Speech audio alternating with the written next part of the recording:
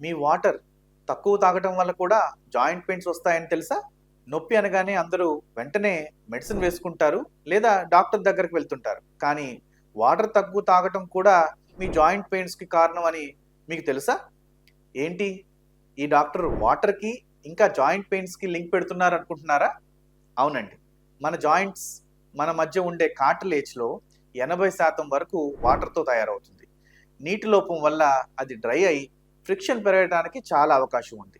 దీనివల్ల నొప్పి ఎక్కువ అవటమే కాకుండా ఆర్థరైటిస్, జాయింట్ స్టిఫ్‌నెస్ మొదలైన సమస్యలు నీటి సమస్యల వల్ల వచ్చే అవకాశం ఎక్కువగా ఉంది. మీరు ఈ సమస్యల బారిన పడకుండా ఉండాలంటే ఉదయమే లేవగానే ఒక గ్లాస్ గోరువెచ్చని నీళ్లు తాగండి. ఇంకా గంటకొకసారి రోజుకి కనీసం 3-4 లీటర్లు నీళ్లు తాగటం చాలా మంచిది. అంతేకాకుండా కొబ్బరి నీళ్లు, గోరువెచ్చని లెమన్ వాటర్ కూడా మీకు హైడ్రేషన్ ఇస్తాయి.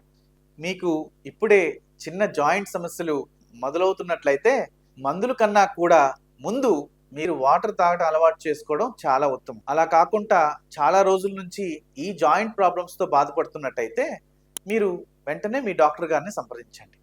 నమస్తే.